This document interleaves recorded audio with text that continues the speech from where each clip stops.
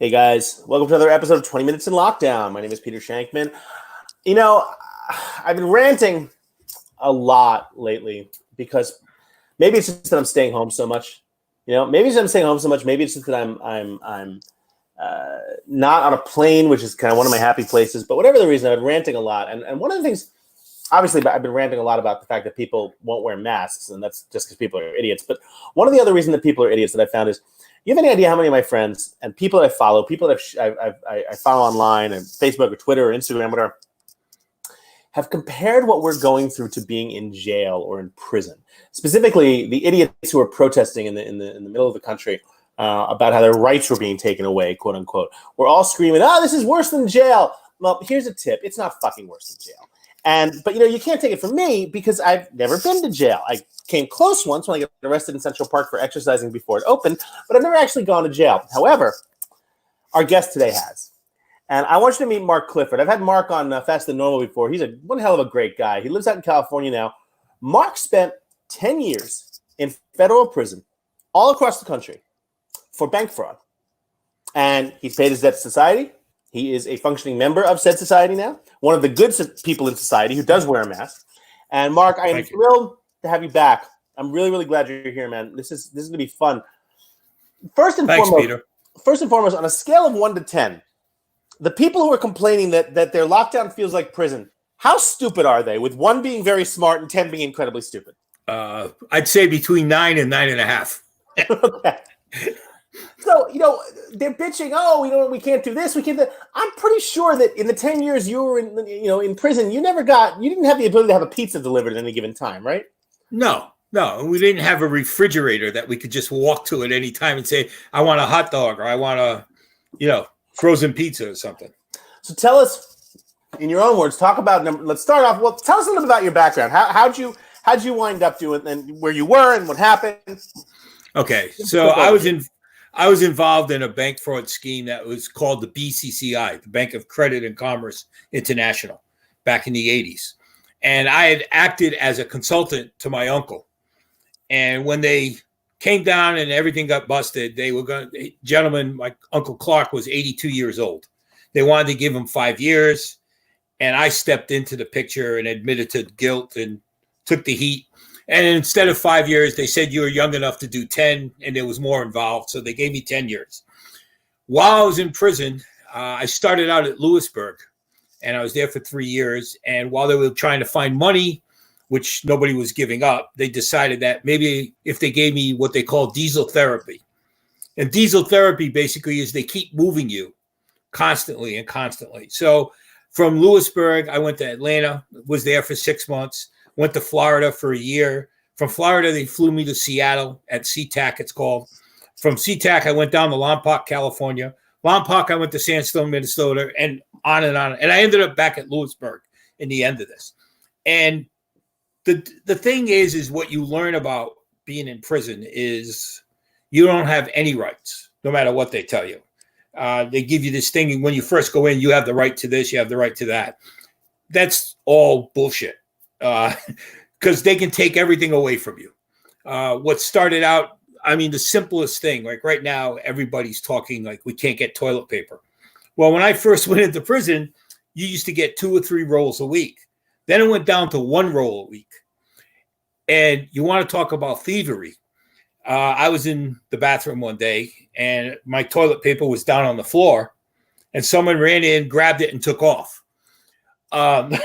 So the thing was then it was about making up. I take 1 roll and I saved all the cardboard inserts from other rolls and I'd make up 4 or 5 rolls from 1 roll and hide them in my cell so that no one would get them. Because then the other thing was sometimes they go into your cell, steal your roll of toilet paper. But the whole thing of prison is, and when I hear people say, oh, this is like being in prison, they have no idea what it means. You're in prison, you have nothing. Can't, like you said, you can't get a pizza unless you're paying off a cop and, maybe you'll get something. And you can't just get up and go to your refrigerator at 3 a.m. if you need a snack. You can go to your locker and get something if you bought something. You can't go outside when you want. There's only certain times you can go outside. you're relegated to eat at certain times of the day. So if you get hungry at 2:00 in the afternoon, you're not going to be able to do anything. So I keep hearing these people say this is like prison, and I get upset because they don't realize how much freedom they actually have being locked down. And you can still go outside in your yard. You can still run to the store. You can still go for a drive with your family. You're just having to stay in place during, when you're not doing anything. And I guess I don't understand their thinking. They have no idea.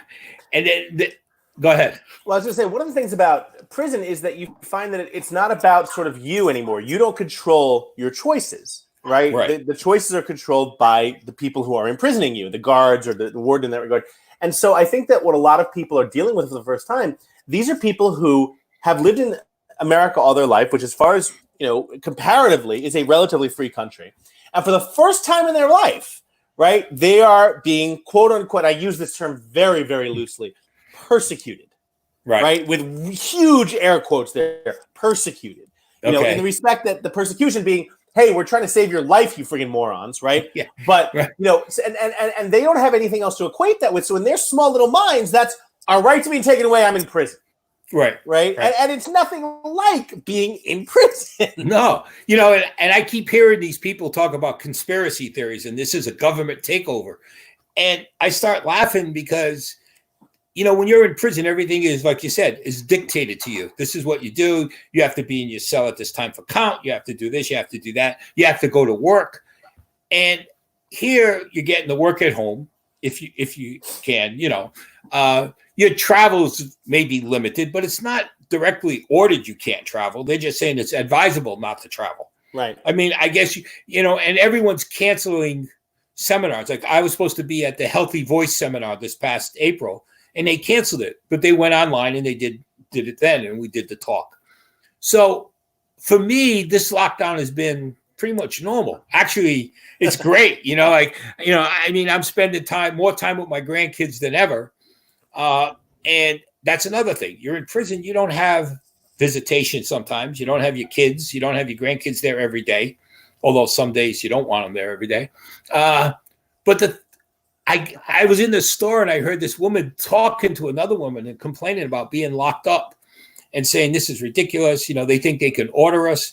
I said, you don't know what order means. You still can do certain things. You can, if you want to, you can defy the governor or the mayor and say, I don't want to wear a mask. Well, in prison, you can't do that. If you defy, you're going to go to segregation, which is even worse. And that's, locked down 23 hours a day. So it really irks me when I hear all these people out on the street saying, well, this is just like prison. They're going to take over the country. And I'm like, they have no idea, Let's move away from let's get the idiots out of our head for a second. Talk about when you were there for 10 years. That's did you serve your full 10? Yeah. I should say I was out for like a year on an appeal bond. My mom had died. I'd gotten out a week before she died. And we had to go through an appeal bond to get it done. And I was out for that little bit of time. So. Okay. Talk about how you were able to not only stay at a certain level, the same level that you went in on, but how you were able to better yourself with such limited choices. Because I think that a lot of the people who are complaining, for me, I won't lie. And I'm very fortunate. I have an apartment, I have a place to live. I have some room, but I miss the things that kept me. Most of the things that kept me sane, I still have. I have my bike. I can still run. But for instance, I haven't swam in 8 weeks, right? And I used to do 2 long swims a week, and I miss that. And that, what you get to prison, you don't have anything like that. You have access to the yard or a gym, I'm assuming, of some capacity. But what were you doing to sort of keep yourself sane, keep yourself at the same level, and maybe even improve yourself while you were locked down? Okay. I was never a big reader. And when I went to prison, I started reading crazy. And I ended up over the 10-year period reading 5,000 books. Wow. Of all different aspects. From history to nonfiction to fiction. And what I did is I kept a list of every book I read, the author, and I'd always write a little note about what it was about. And the whole thing was, it was something I had never taken the time to do. I never had time before, kind of like what you go through. You're busy. I mean, I follow you all the time, and you're always flying here, flying there. Well, that's the thing. What I realize is that my life isn't 48 hours of traveling, 48 hours of giving a speech. My life is 47 hours of traveling and 1 hour of giving a speech. Yeah, and it's like crazy. I mean, I follow you, and I'm like, how does he do it? And I think back to my days. I mean, I was an investment banker. I worked umpteen hours a day, 6 to 7 days a week. And then all of a sudden, one day, I'm locked up, and I'm not working umpteen hours a day. I'm in a cell. Was that the hardest thing to face, more so than like just going to prison? The whole premise of I have nothing now. Yeah, it's funny. I went to prison, and due to family friends and family connections, I had a lot of things already there waiting for me. But what wasn't there? Yeah, what wasn't there was my life. My life had totally flipped. Now I'm inside, and I'm at the beck and call of a warden or a CO or whatever. Before, I made the beck and calls. Like, I want this broker to do this, and we need to close this deal so we can get some money in the office. Now it was a matter of, I only have so many minutes a month to make phone calls, 300 minutes a month, which is 10 minutes a day to make one call or break it up. I only can spend $300 a month at commissary to get extra food and things. And what became is, all of a sudden, I'm isolated. And having ADHD, as you well know, that's not a good thing. That really threw me for a loop. But what it did was, for 10 years, not only did I read, but I studied more about my ADHD, came to understand it, dealt with it a lot different. And that time locked away gave me a lot of time to think, sort out problems, think of things I had done in the past and what I could have done better. I imagine that, in a way, I'm trying to figure out how to phrase this. In a way, was it freeing? I mean, your choices, for people like us who are ADHD, choices kill us. When choices are taken away, I can imagine in some way that must have been a little freeing for you. Right. What was nice is not having to worry about, I had a place to sleep at night, always had a bed. I got 3 meals a day if I wanted to eat. I was limited to my phone calls. No one could call me. I had to call them. Right.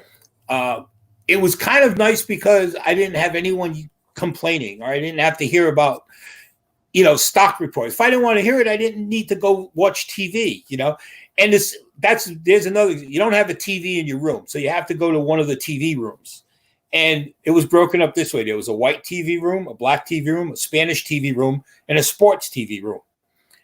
I always went to the Spanish room because they never fought, because they only had 1 or 2 channels back then that they could watch. So, you go to the white TV and they start a fight because they want to watch this channel or that movie or this. The blacks the same way, the sports the same way. Who wants to watch soccer? Who wants to watch baseball? But I go to the Spanish room, and I didn't understand a word they were saying, but I knew there was only 1 or 2 channels that they could watch. So there was never a fight in that room. And for someone with ADHD, that was beautiful. I could sit there. And then people say, I didn't know you spoke Spanish. And I don't, but I just like sitting here because it's relaxing, And so I don't know, like when I hear, like now, like people say, I can't deal with this. I mean, how can you not deal with this? It's not that bad. And for me, being locked up, as well as now, I'm used to being sheltered, so it doesn't bother me. But it helps me with my ADHD. It makes it easier to deal every day with what's going on, because I can block out things. Even now, like what you're saying about choices, I can still block out those choices because my mentality of, I hate to say it, but being in prison has stuck with me. Yeah. No matter, I don't care what anyone says, you may not get, what's the word? I can't think of it, indoctrinated in prison until after maybe 20 or 30 years. But even after 10 years, you have certain things that stick with you when you leave. And go ahead. No, please finish that sentence. Well, no, like toilet paper. That's a commodity to me. Yeah. And my wife laughs because I freak out when we're down to one roll. I'm a basket case. Like we're out of toilet paper, and there might be I just didn't see a roll or whatever, but I freak out. Like that's no go. I'd rather die than not have toilet paper. Okay. So reading and learning You said were two things. Learned about your ADHD and reading.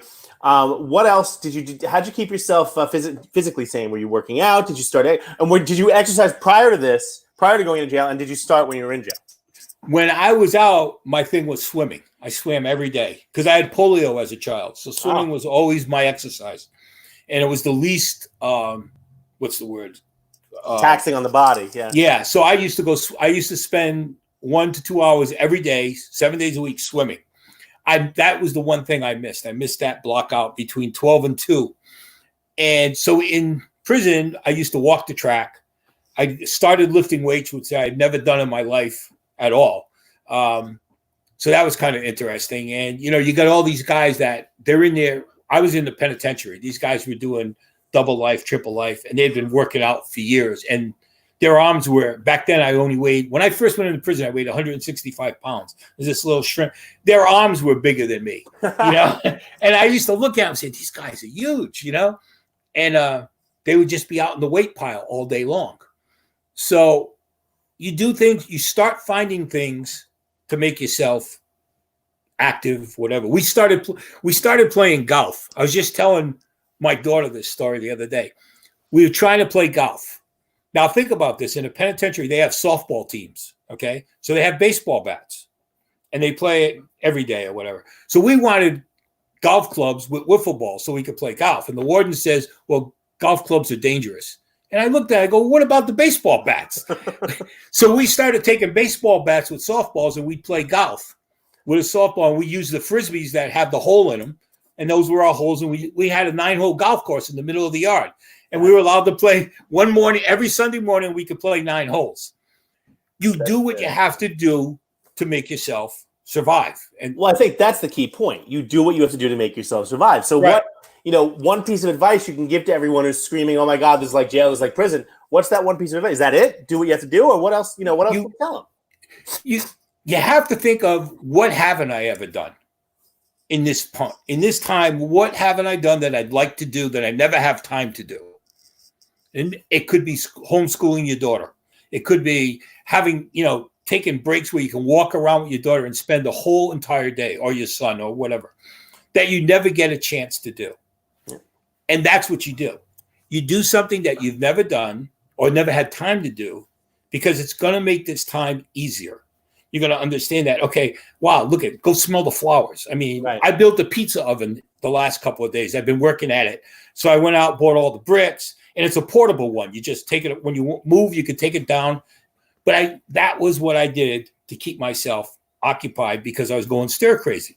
Because I'll be honest, even now, I still go a little stir crazy. I need to get out once a week. Like, I'll yell at Patty, come on, take me for a ride. I don't care if we just drive around for an hour. I need to get out, And it's not like I can't go outside, but it's still the idea that you don't, But there's a question. Question for Spencer. Related to this, since being released, have you maintained any relationships with anyone from prison, either currently or formerly incarcerated? Yes, I have. The ones that can legally do it. Let's put it that way. Good point. There's some that. Go ahead. No, I was going to say there's some that come out that are on parole or probation, and they can't have interaction with me. So, understood. So, what's you're out in California, right? And you guys are still shut down as of now. Yes. What's it looking like out there? It's kind of crazy. The insanity. First, you get the people that are complaining being locked down. Like I said, they're starting to open up little by little. But like one restaurateur opened up early, and they fined them $10,000. Good. And the thing is, everyone's crying to be released from persecution. And, it's like, you don't understand that effect could be detrimental to 100 people. Exactly. Just that one person. And that's what I can't understand that. It's like, if you relate it to prison, it's like saying, okay, there's a guy locked up for murder and you're going to let him out, and he's going to do it again. So, but then there's these people that are out there that are trying to raise awareness of what's going on.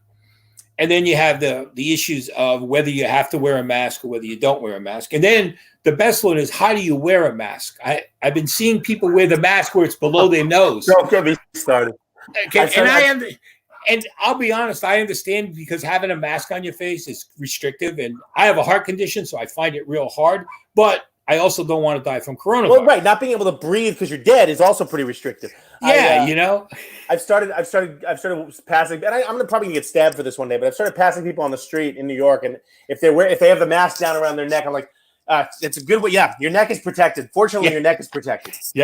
Yeah. We were in the doctor's office yesterday, and they said it was mandatory to wear a mask. So here I am at the cardiologist, dying. And there's people behind me, and they're not wearing a mask. And I'm thinking, what? I don't understand this. If they have a sign that says you have to wear a mask, and there's nurses there, why aren't they making people wear a mask? And I don't understand the logic, and And stop trying to figure it out. The more I try to figure it out, the more I just get a headache. It's not worth it. Right. You do your own thing and just. Right. And being locked down, no matter how you look at it, whether you're in your home or in a cell, you do a lot of thinking. Yep. And you start looking at things from a different perspective. I mean, I grew up and went into Wall Street and had a different, that's an entirely different perspective than prison. Oh, yeah. All I was doing is about making money, and working. And all of a sudden I go to prison and I'm making $1 a day as a teacher. And I worked with doing GED classes because when you go to prison, you have to get your GED. It's mandatory in federal prison. So I would that was my day. Monday through Friday, I was a teacher. And all of a sudden I'm like, well, I don't know if I like this, but I was making $1 a day. So, that's pretty good, and like people would say, well, how much do you earn? $1 a day. And that's a far drop from making $3 or $4 million a day on a deal. And traveling and having a ball. And all of a sudden my travel was going down a staircase to go to, the yard or to the cafeteria, Exactly. So give me 1 second. Hold on. That's all right. We're probably going to call it anyway. It's past the 20 minutes in lockdown. It's okay, Mark. Sorry about that. Not a problem. We're actually going to call it anyway. We're just passing 20 minutes, so we're actually going to call it the 20 minutes in lockdown. But guys, I want to thank you so much. This was really eye-opening. No question about it. Really eye-opening. We'll have you back in a couple of weeks as we continue to do this. Okay, great. All right, Peter. Thank you. Guys, thanks for watching. Tomorrow, we're going to be talking to a nutritionist, so we learn how not to gain 500 pounds as we're sitting still in lockdown for the next month that we have. I took my temperature the other day with one of those thermal scanners, and I looked at it, it just said fat. So we're going to learn how to do better with that. Okay. So, Mark, thank you so much. Guys, thank you, see you Peter. tomorrow at 1:30. Everyone have a great day. Bye-bye. Stay safe.